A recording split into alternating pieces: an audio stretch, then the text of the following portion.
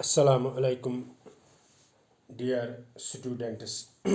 आज का जो हमारा टॉपिक है वो है administration of Chola empire. Chola empire की एडमिनिस्ट्रेशन किस तरह की हुआ करती थी, यही आज हमारा टॉपिक है।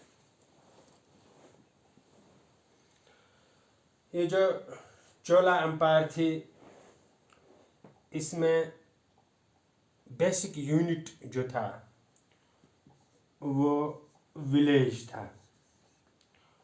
और विलेज को चोला वाले उर कहते थे। उर, मिसाल के तौर पर यहाँ पर मैं एक उर बनाता हूँ, और इसी तरह दूसरा विलेज है, तीसरा विलेज है, इसी तरह so on and so fourth. अब ये उर मिलकर, जिस तरह आज हम विलेज बोलते हैं और इसके बाद हम तहसील बोलते हैं, इसी तरह चोला डायनास्टी में ग्रुप ऑफ विलेजेस जो हैं उसको वो बोलते थे नाडू।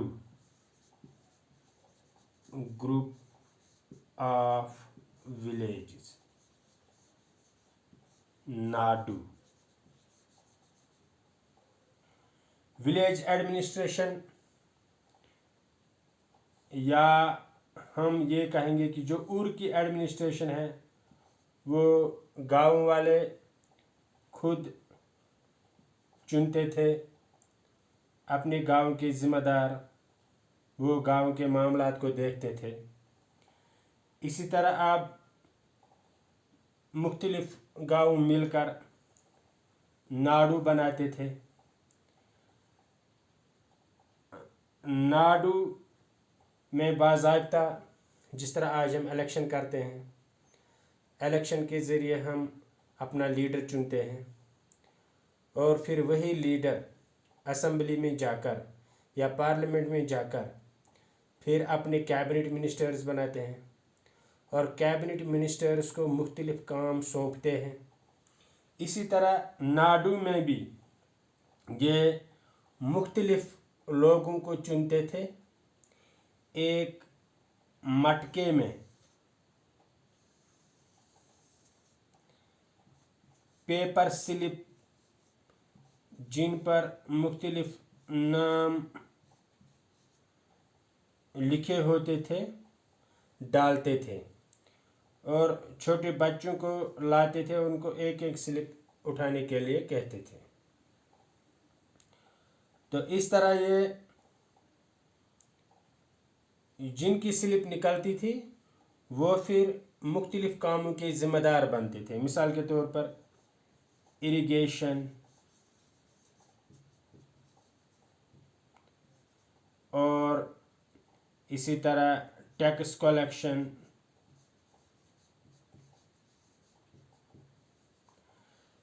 एट्सेट्रा। जिस तरह आज हमारे कैबिनेट मिनिस्टर्स होते हैं, education minister, forest minister, agriculture minister, इसी तरह ये भी एक मटके में पेपर स्लिप डालकर जिस पर मुख्तलिफ लोगों के नाम लिखे होते थे, और फिर बच्चों को कहते थे कि एक बच्चे को एक स्लिप उठानी होती थी। तो जिनके नाम आते थे तो उनको मुख्तलिफ ये जो ओहदे दिए जाते थे। किसी को इरिगेशन की ज़िम्मेदारी, किसी को टैक्स कलेक्शन की ज़िम्मेदारी, किसी को गार्डन्स की देखभाल की ज़िम्मेदारी, किसी को टेम्पल्स की देखभाल की ज़िम्मेदारी मिलती थी। तो इसी तरह तमिलनाडु में मुख्तलिफ नाडू थे। ग्रुप ऑफ विलेजेस का एक नाडू बनता था, ये नाडू बन गया, ये दूसरा नाडू बन गया। इसी तरह यहाँ पर अलग अलग नाडू थे। इसी तरह यहाँ ग्रुप ऑफ विलेजेस अलग नाडू बनता था। तो यही वजह है कि हम तमिलनाडु को तमिलनाडु के नाम से जानते हैं। नाडु का जो लफ्ज़ है वो ग्रुप ऑफ विलेज जिसको वो बोलते थे, और तमिल एक लैंग्वेज है, लैंग्वेज तमिल लैंग्वेज।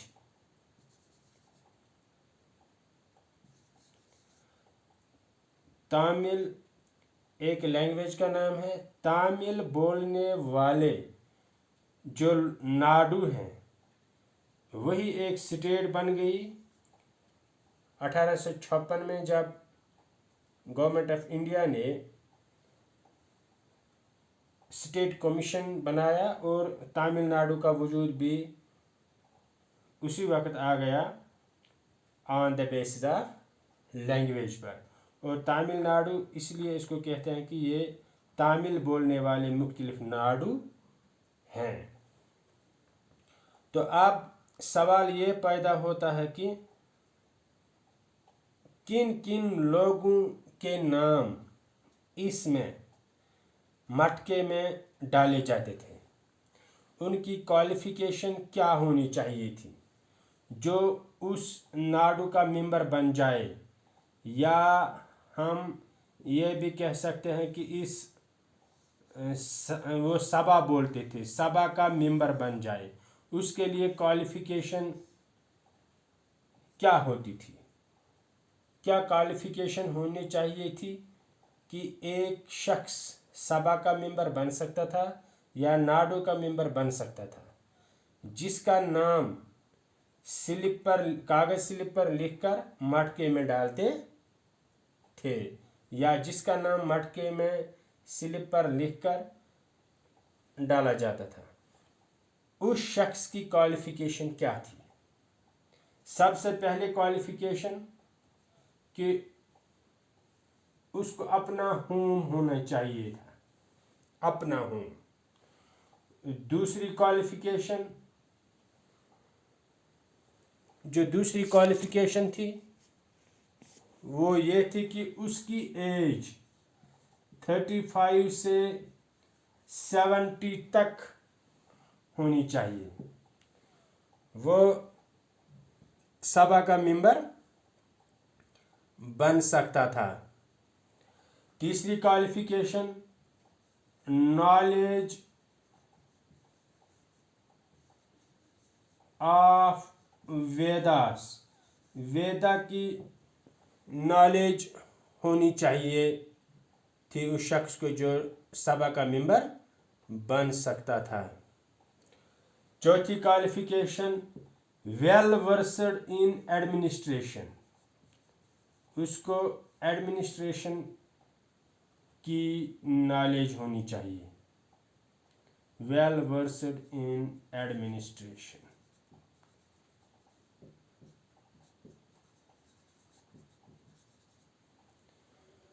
जिस शख्स में ये वाली क्वालिटीज होती थी वही शख्स सभा का मेंबर बन सकता था या नाडु का मेंबर बन सकता था, और उसी का नाम उस मटके में डाला जाता था। तो फिर मॉडर्न डे में हम इलेक्शन करते हैं, वोट डालते हैं, और जिस मेंबर के ज़्यादा वोट्स आते थे वही मेंबर बनता है।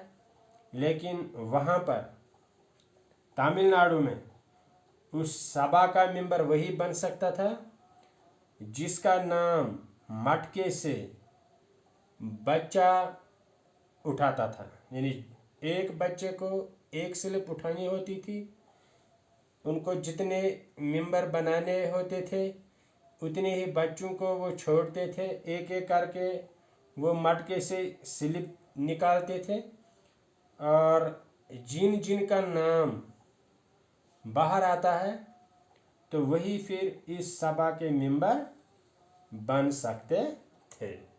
ज़्यादातर जो पीजेंट फैमिली है, rich peasant family, rich peasant family, और उस फैमिली का नाम था विलाला, विलाला। इसी पीजेंट फैमिली विलाला का ज़्यादा चलता था इस सभा में, क्योंकि ये जो चोला किंग्स थे उनके ये काफ़ी करीब थे। विलाला पीजेंट्स चोला किंग्स के काफ़ी करीब थे ये, और इनका असर भी था नाडु में, क्योंकि ये अमीर पीजेंट्स थे और बादशाह के खैर खा भी थे।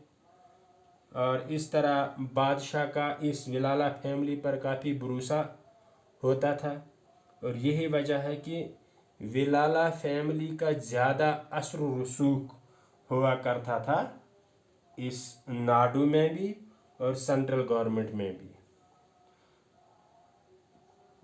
इस तरह नाडु की एडमिनिस्ट्रेशन चलती थी, या हम ये कहेंगे जब अलग अलग नाडु में कामकाज अच्छी तरह से हुआ करता था।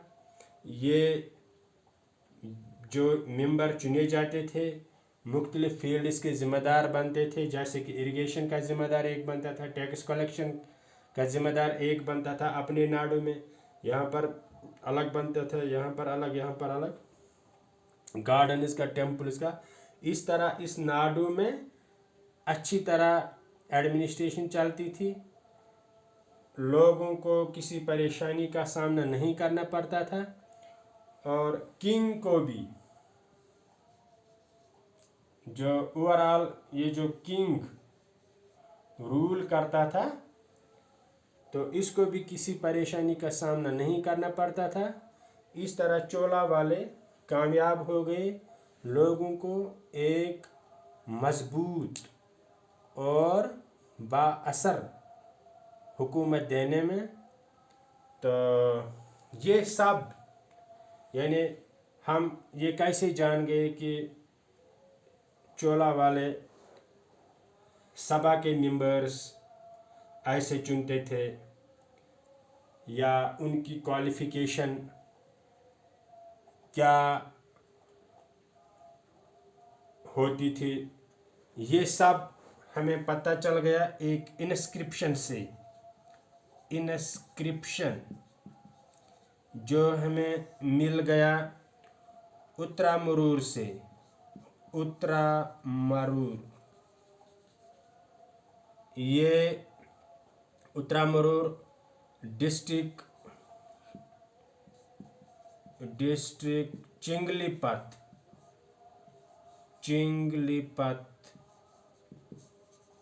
चिंगलीपुत में एक इंस्क्रिप्शन मिल गया उत्तरामरूर से, और उसी इंस्क्रिप्शन से हमें ये पता चला कि सभा का इलेक्शन किस तरह होता था, और फिर किस तरह उनको अलग अलग डिपार्टमेंट सौंपे जाते थे, और मेंबर की क्वालिफिकेशन क्या थी। मुझे उम्मीद है कि आपको ये अच्छी तरह से समझ आ गया होगा। Thank you.